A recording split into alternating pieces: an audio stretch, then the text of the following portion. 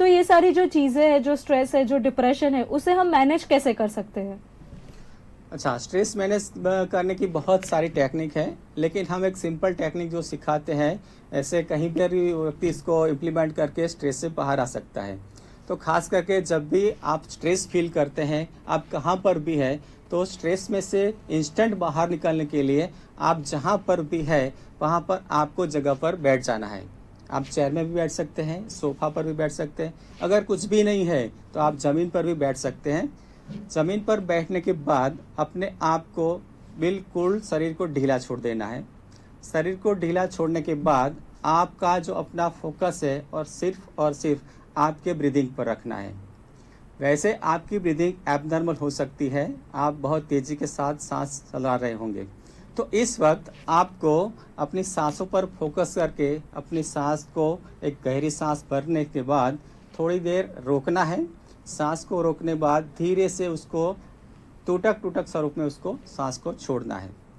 इसके बाद आप सांस पर फोकस करके दूसरी टेक्निक भी आजमा सकते हैं, और ये है कि आपने सांस लिया और तेज़ी के साथ सांस को बाहर निकाल के सांस को बाहर ही रोक देना है।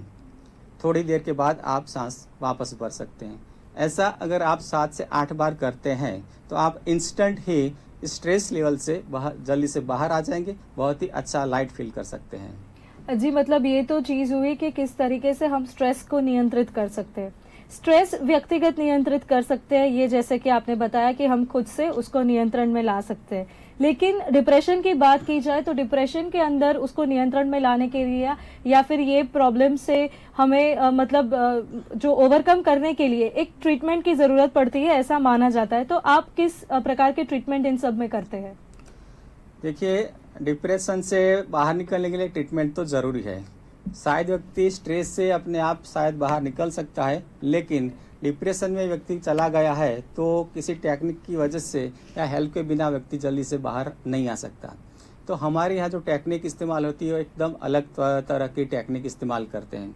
तो इस टेक्निक के अंदर पहले तो काउंसलिंग करके ये ढूंढ निकाला जाता है कि व्यक्ति के अंदर जो भी डिप्रेशन आया है तो इसकी वजह क्या है।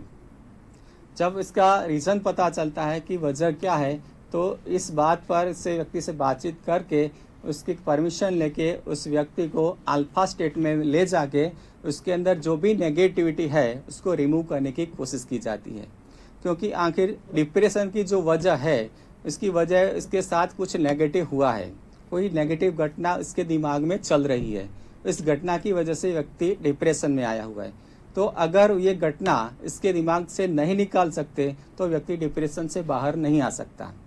तो ये सब करने के लिए व्यक्ति को अल्फा स्टेट में ले जाके इसके अंदर जो भी नेगेटिव घटना है उसको हम रिमूव करते हैं, उसको माइंड को बिल्कुल क्लियर करते हैं, साफ करते हैं। इसलिए व्यक्ति डिप्रेशन से बाहर आ सकता है। जी, ये तो हो गई कि जो ट्रीटमेंट आपने जिस तरीके से बात की कि डिप्रेशन, और कोई ट्रीटमेंट हो सकती है इसके लिए, डिप्रेशन को दूर करने के लिए या फिर स्ट्रेस से नियंत्रण लाने के लिए? जी हाँ, व्यक्ति अगर डिप्रेशन में है तो उसके अंदर खास करके खुद का आत्मविश्वास उसने खो दिया है, इसकी वजह से व्यक्ति डिप्रेशन में है। तो सबसे पहले जो व्यक्ति डिप्रेशन में है उसका आत्मविश्वास और श्रद्धा बढ़ाने की ज़रूरत है। अगर हम कोई भी तरीके से उसकी श्रद्धा बढ़ा सकते हैं, उसका आत्मविश्वास बढ़ा सकते हैं, तो व्यक्ति डिप्रेशन से जल्दी बाहर आ सकता है। आजकल जो भी ट्रीटमेंट होती है डॉक्टर द्वारा, साइकियाट्रिस्ट द्वारा, इसमें सिर्फ टैबलेट दी जाती है, लेकिन टैबलेट जो है उसका जो माइंड में जो नेगेटिव चला गया है उसको रिमूव नहीं कर सकती। तो टेम्पररी उसको अच्छा लगता है, लेकिन दवाई बंद करने के बाद फिर से समस्या खड़ी हो जाती है। जो परमानेंट सॉल्यूशन करते हैं तो उसके माइंड से ही कम्प्लीटली जो नेगेटिव उसके माइंड में है उसको रिमूव करते हैं। तो ये परमानेंट सॉल्यूशन हो जाता है कि व्यक्ति डिप्रेशन में नहीं आएगा। फिर जो खास इम्पोर्टेंट बात है जो हमारे टेक्निक में होती है वो है उसके अंदर आत्मविश्वास खड़ा करना। आत्मविश्वास और श्रद्धा के बल पर व्यक्ति कोई भी समस्या का सामना कर सकता है। हम उसके अंदर ये टेक्निक द्वारा, खास करके NLP टेक्निक द्वारा, इसके अंदर ये चीज़ ऐसे डालते हैं जिसके अंदर व्यक्ति के अंदर ज़बरदस्त एक आत्मविश्वास खड़ा हो जाता है कि अगर कोई भी समस्या मेरे जीवन में आती है तो मैं उसका सॉल्यूशन कर पाऊँगा। इसलिए व्यक्ति डिप्रेशन से हमेशा बचते ही रहता है। जी, ये सारी तो बात हुई जो आपने टेक्निक्स की बात कही है ये सब में। तो जो टेक्निक्स की आपने बात कही है, जो अल्फ़ा टेक्नोलॉजी आपने कही और उसके बाद अभी जिस टेक्नोलॉजी के बारे में आपने बात की है, तो ये सारी जो टेक्नोलॉजी है वो कितनी कारगर है? मतलब कितनी इफ़ेक्टिव है किसी भी एक व्यक्ति के लिए?